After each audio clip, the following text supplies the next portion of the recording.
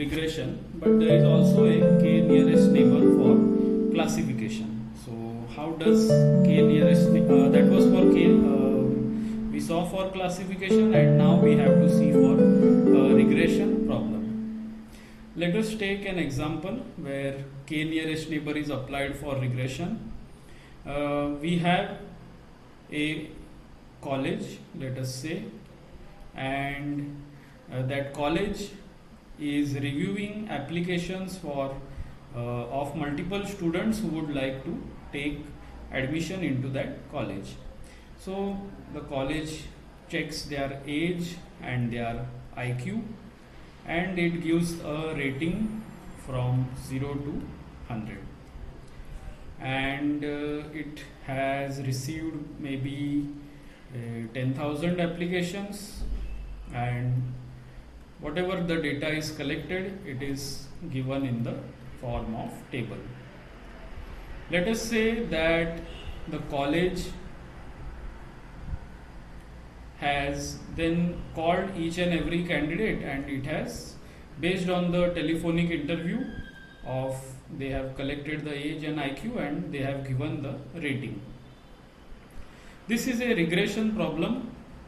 If you convert it to a rating prediction question, for example, what about the college wanting to identify from 50,000 more data points of age and IQ, what will be their rating? Except they do not want to do it manually, they want to use machine learning. So this 50,000 can be some real world data set on which you would like to predict. This 10,000 will be your training test data set on which your machine learning model will be able to learn, and then the model will have to make some predictions, or I will call it predicted ratings, for this 50,000 rows. We can use k-nearest neighbors regression for this kind of problem. K-nearest neighbor can do both regression and classification. So how does regression work? Let us say this is the age and this is the IQ on the y-axis, and this is age on the x-axis. We have these kind of points, and each point has some rating. Maybe this has 10, this has 100, this has 99, this has 55, this has 44, this has 30, this has 29, this has 21, this has 10, this has 15, and this has 95. So some rating is given to each point. Okay, this is the training set which I have drawn.